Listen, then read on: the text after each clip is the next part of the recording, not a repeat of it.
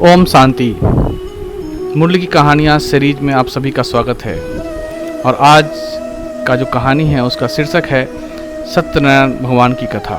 Generally दुनिया में ये कथा बहुत ही फेमस है, तो इस कथा के बारे में हमारे धर्मशास्त्र क्या कहते हैं और इसके बारे में इसका आध्यात्मिक रहस्य क्या है, उसको लेकर आ रही हैं हमारी रंजू बहन।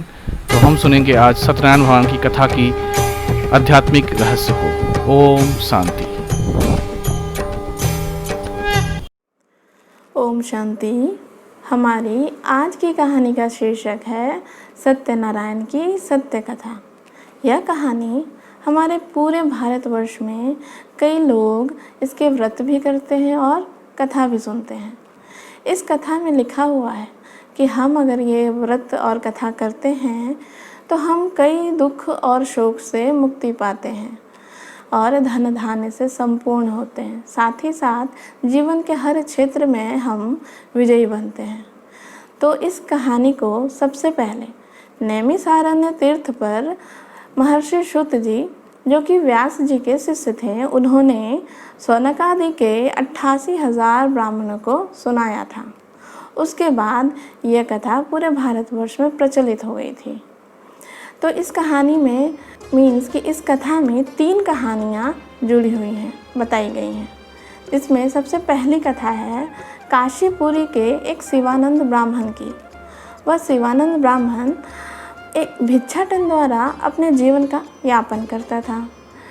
तो उसके भिक्षाटन होने के बाद भी उसका जीवन यापन अच्छे से नहीं गुजरता था, जिससे वह बहुत दुखी रहता था।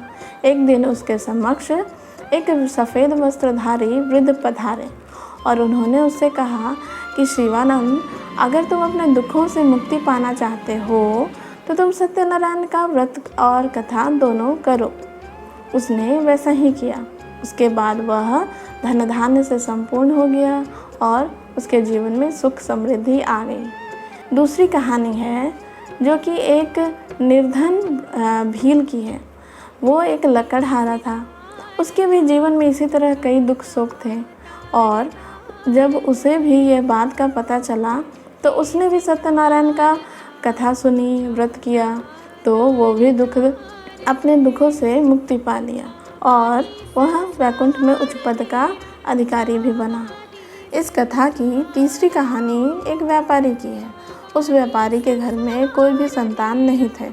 संतान उत्पत्ति को लेकर के उसने संकल्प किया कि मेरे घर अगर कोई भी संतान उत्पन्न होते हैं तो मैं सत्यनारायण का व्रत करूँगा और कथा भी सुनूँगा। तो उसके घर में एक कन्या उत्पन्न हुई। तो उसने उस समय ये व्रत करना टाल दिया। उसने बोला जब इसके विवाह का अवसर आएगा तब मैं ये व्रत करूँगा और कथा सुनूँगा। तो वो अवसर भी आ गया, लेकिन उसने उस समय व्रत नहीं किया और ना ही कथा सुनी, क्योंकि तब तक वो इस बात को भूल चुका था। इस बात से सत्यनारायण भगवान रुष्ट हुए और उन्होंने इसे श्राप दिया कि तुम दुख के भागी बनोगे। तब वहाँ पे जहाँ वो रहता था, वहाँ के राजा के घर में चोरी हुई। राजा ने अपने दूतों को भेज करके व्यापारी और उसके दामाद को दोषी करार करके बंदी बना लिया। उसकी पत्नी व्यापारी की पत्नी लीलावती, उसने व्यापारी और अपने दामाद के वापसी की मनोरथ लेकर के सत्यनारायण का व्रत किया और कथा सुनी। तब राजा के सपने में सत्यनारायण भगवान आकर के बोले कि वो दोनों दोषी नहीं हैं और तुम उन्हें छोड़ दो, नहीं तो मैं तुम्हारा सर्वनाश कर लूँगा। तो ये सुनकर के उसने दूसरे ही दिन उन दोनों को छोड़ दिया। साथ ही साथ उपहार में सोने चांदी का भरा हुआ एक बक्सा भी दे दिया। जब वो दोनों जा रहे थे तो उस बक्से को लेकर के वो नदी के किनारे पहुँचे और बेड़े में उन्होंने उस बक्से को रख दिया। वहीं पे सत्यनारायण भगवान सफ़ेद वस्त्रधारी वृद्ध के रूप में प्रकट हुए और उन्होंने व्यापारी से पूछा कि इस बक्से में क्या है। तो उस व्यापारी ने कहा इसमें कुछ नहीं है, बस लत्ते पत्ते ही हैं। तो सत्यनारायण भगवान, जो कि उस समय सफ़ेद वस्त्रधारी वृद्ध थे, उन्होंने तथास्तु कह दिया और वो वहाँ से चले गए। वो व्यापारी जब अपने बक्से को खोल करके देखता है तो सही में वो पत्ते ही हो जाते हैं। फिर वो दौड़ करके उस वृद्ध पुरुष के पास जाता है और उनसे अपनी व्यथा बोलता है और उनसे क्षमा भी मांगता है। तो उन्होंने बोला कि तुमने सत्यनारायण की कथा नहीं सुनी है, इसलिए तुम्हारे ऊपर ये संकट आया है। तो उसने उस समय संकल्प किया कि मैं सत्यनारायण का व्रत और कथा दोनों सुनूंगा। तो वो जैसे ही जाता है उसने देखा कि उसके बक्से में जो लत्ते पत्ते हो गए थे वो फिर से सोने चांदी में परिवर्तित हो गए। फिर वो बेड़ा लेकर के अपने नगर तक पहुंचता है और जैसे ही वो अपने तट पर पांव रखता है, इसका संदेशा उसकी पुत्री को पड़ता है। उसकी पुत्री कलावती उस समय सत्यनारायण का व्रत और कथा सुन रही थी और प्रसाद का वितरण हो रहा था, परंतु उसने प्रसाद ग्रहण नहीं किया और वो दौड़ करके अपने पति और पिता को देखने चली गई। चूँकि उसने प्रसाद ग्रहण नहीं किया था, इसलिए उस समय उसके पति अदृश्य हो गए और उसका जो नाव था वो भी समुद्र तल में चला गया। तो फिर वो वापस आकर के प्रसाद ग्रहण की, तब फिर पति, पिता और वो नाव भी उपस्थित हो गए और दोनों सभी अच्छे से घर पहुंच गए। इस कहानी का आध्यात्मिक भावार्थ यह है कि जैसा कि हमने इस कहानी का शीर्षक सुना, सत्यनारायण की सत्य कथा।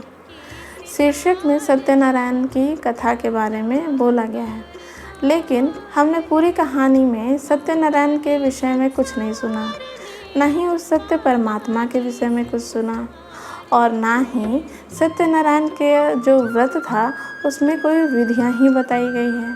इस कहानी में तो सिर्फ ये बताया गया है कि अमुक अमुक व्यक्ति ने ये किया तो उसे सुख की प्राप्ति हुई, अमुक अमुक व्यक्ति ने इस व्रत को नहीं किया तो उसे दुख हुआ। तो आखिर कौन सी ऐसी कथा है जिससे हम सुख की प्राप्ति करें? कौन सी ऐसी विधि है? तो ये विधि वही है जो अभी हमें परमात्मा अवतरित होकर के दे रहे हैं। गीता के 4 अध्याय में लिखा हुआ है कि जब धर्म की अति ग्लानि होगी तब मैं एक वृद्ध तन में अवतरित होकर के इस दुनिया को सुखी संसार बनाऊंगा। तो क्या वो समय अभी नहीं चल रहा है? चारों तरफ सारे धर्म के लोग एक दूसरे से लड़ रहे हैं, तो धर्म ग्लानि का समय ही तो चल रहा है। इस समय ही परमात्मा जो कि ज्योतिर्बिंदु स्वरूप है, वो आखिर हमें ज्ञान सुनाए कैसे? इसलिए उसे यहाँ आकर के एक शरीर का आधार लेना पड़ता है। तो वो ब्रह्मा के तन का आधार लिया और इस प्रकृति को दासी बना करके उस तन में आकर के हमें ज्ञान दे रहा है। हमें ज्ञान क्या दे रहा है? हमें यही ज्ञान बता रहा है कि जो हम भूले हुए हैं कि हम कौन थे और अभी हम क्या हो गए हैं। परमात्मा हमें बता रहे हैं कि तुम 5 विकारों से लिप्त हुए हो, अर्थात कनिष्ठ बन गए हो। और ये समय चल रहा है संगम युग, पुरुषोत्तम बनने का युग, अर्थात पुरुषों से भी उत्तम बनने का समय। जब हम परमात्मा द्वारा दिए हुए श्रीमत को फॉलो करते हैं तो हम देवी देवता समान बन सकते हैं। अर्थात परमात्मा हमें बता रहे हैं कि तुम जो अभी कनिष्ठ हो, तुम वो नहीं थे। तुम 16 कला संपूर्ण, मर्यादा पुरुषोत्तम, संपूर्ण निर्विकारी वो थे। अर्थात वो देवता बनने के लिए तुम्हें ये सब कलाएं अपने अंदर शामिल करनी पड़ेगी, उसे अपने रूप में धारण करना पड़ेगा, तब तो जाकर के हम वो देवी देवता बनेंगे। नहीं तो अभी हमें देखते हैं कि छोटी छोटी बातों में क्रोधित हो जाते हैं, गुस्सा करते हैं। ये सब क्या है? ये 5 विकारों से परवश है हम। तो परमात्मा आकर के ये सत्यनारायण की कथा हमें सुना रहे हैं कि तुम नारायण, नर से नारायण थे और नारी से लक्ष्मी थे। उसी की कथा अभी चल रही है इस पुरुषोत्तम संगम युग पर, क्योंकि हम जानते हैं कि पूरे वर्ष में एक पुरुषोत्तम समय भी है। उसी तरह ये पूरे जो कल्प का समय चल रहा है, उस कल्प में ये पुरुषोत्तम संगम युग है, गुप्त युग, जिसमें हम परमात्मा के दिए हुए निर्देश से अपने अंदर वैल्यूज़, मूल्यों को धारण करते हैं। तब जाकर के हम नर से नारायण और नारी से लक्ष्मी बनते हैं। तो ये वही अवसर चल रहा है और इस अवसर का आप सबको लाभ उठाना चाहिए।